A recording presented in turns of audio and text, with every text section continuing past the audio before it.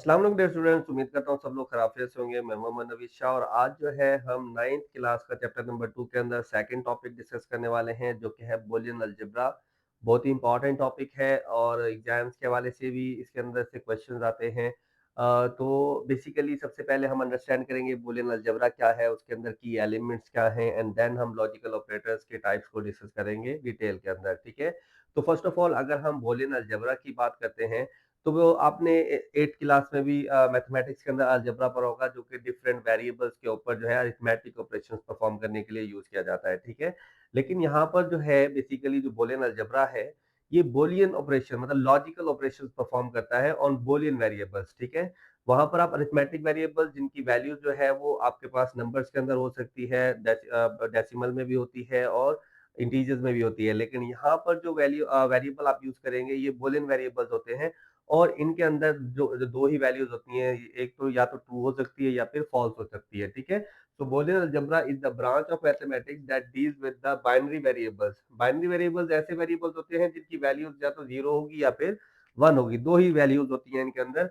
और logical operators और उनके ऊपर जो लॉजिकल ऑपरेशंस परफॉर्म किए जाते हैं, ठीक है, उसको ये डील करता है और इसके अंदर जितने भी लॉजिकल ऑपरेशंस होते हैं, ठीक है, बाइनरी वेरिएबल्स के ऊपर जो परफॉर्म किए जाते हैं वो हम बाइनरी अलजेब्रा के अंदर स्टडी करते हैं।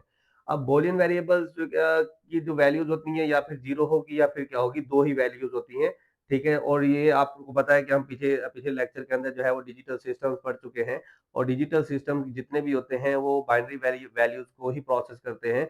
तो जितने भी डिजिटल सर्किट्स हैं उनको डिजाइन करने के लिए, उनको एनालाइज करने के लिए कंप्यूटर्स के अंदर और जितने भी इलेक्ट्रॉनिक डिवाइसेस के अंदर जो डिजिटल सर्किट्स बनते हैं उनको डिजाइन करने के लिए, एनालाइज करने के लिए हम बूलियन अलजेब्रा का यूज करते हैं, ठीक है। अब इसके अंदर अगर हम की एलिमेंट्स की बात करते हैं तो सबसे पहली चीज क्या आती है, बूलियन वेरिएबल्स, मतलब वो वेरिएबल जिनकी वैल्यू या तो ट्रू होगी या फिर क्या होगी, फॉल्स होगी।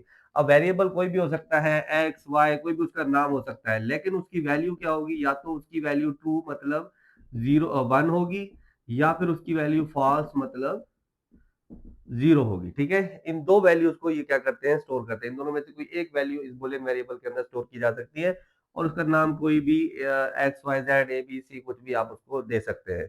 दूसरे नंबर पर क्या होता है, बूलियन कांस्टेंट। ये जो ट्रू और ये जो फॉल्स है, ये जो दो वैल्यूज है ना जो हम इसके अंदर स्टोर करते हैं बूलियन वेरिएबल्स के अंदर, इनको बूलियन कांस्टेंट बोला जाता है, ठीक है। जीरो एंड वन को, ट्रू एंड फॉल्स को जो है क्या बोला जाता है, बूलियन कांस्टेंट बोला जाता है। मतलब ट्रू ट्रू ही रहेगा हमेशा और फॉल्स हमेशा फॉल्स, मतलब जीरो कभी भी जो है वन के इक्वल नहीं हो सकता और वन कभी जीरो के इक्वल नहीं हो सकता, ये कांस्टेंट रहते हैं। लेकिन इनकी वैल्यूज वेरिएबल्स के अंदर जब जाती है तो वेरिएबल्स की वैल्यू चेंज हो सकती है, मतलब वेरिएबल के अंदर आप वन भी स्टोर कर सकते हैं, वेरिएबल के अंदर आप जीरो भी स्टोर कर सकते हैं, ठीक है। तो इसलिए इनको हम बूलियन कांस्टेंट बोलते हैं। अब आते हैं लॉजिकल ऑपरेटर्स की तरफ। अब इन वैल्यूज के ऊपर जो ऑपरेशंस परफॉर्म किए जाते हैं उनके लिए हम यूज करते हैं बूलियन ऑपरेटर या लॉजिकल ऑपरेटर्स।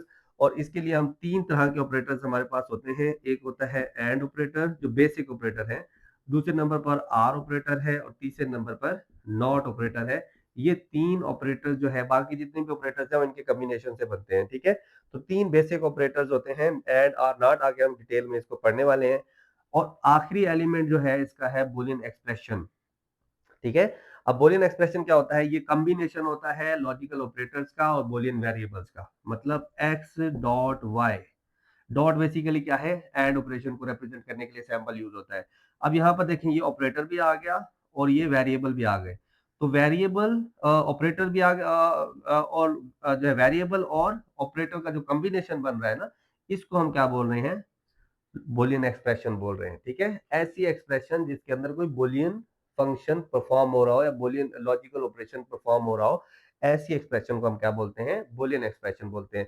तो अब ये समझ आ गया होगा, इसमें जितने भी आर का है तो उसको हम प्लस से रिप्रेजेंट करते हैं, तो एक्स प्लस वाई, ये भी एक क्या है, जो है बुलियन एक्सप्रेशन है, ठीक है।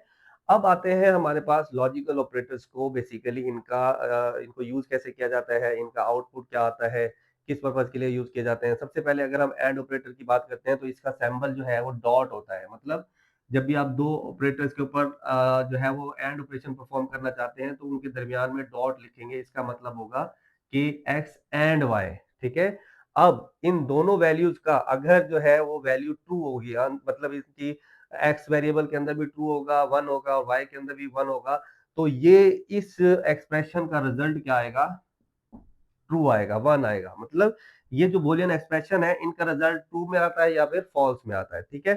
तो इस दोनों अगर वेरिएबल्स की वैल्यूज 1 होंगी तो फिर आपके पास आंसर 1 आएगा, अदरवाइज इसका आंसर क्या आएगा, 0 आएगा। अगर इसकी हम ट्रुथ टेबल देखते हैं तो दो वेरिएबल्स के अंदर जब आप ट्रुथ टेबल बनाते हैं तो आपके पास 4 कॉम्बिनेशन बनते हैं, ठीक है।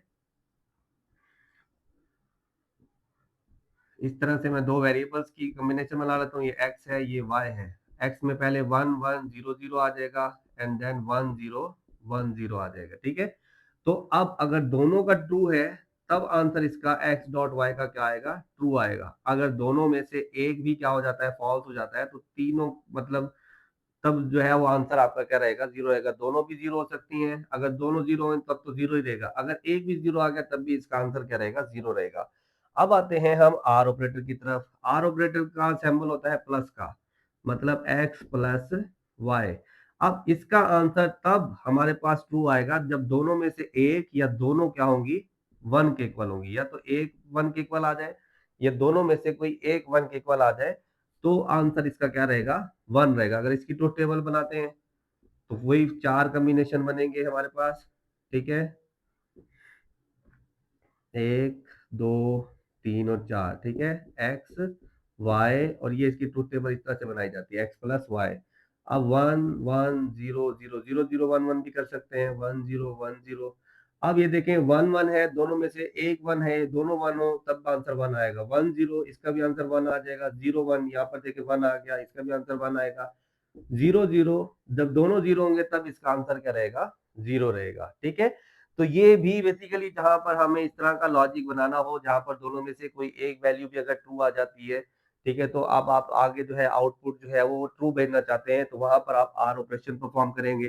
तीसरे नंबर पर हमारे पास आता है नॉट ऑपरेशन, जो आपके वेरिएबल की वैल्यू को क्या कर देता है, रिवर्स कर देता है, ठीक है। मतलब अगर आपका x जो है वो 1 है तो नॉट 1, अब इसका सैंपल क्या होता है, नॉट का ये इस तरह से सैंपल दिया होता है, नॉट x क्या होगा, फॉल्स हो जाएगा, 0 हो जाएगा, ठीक है।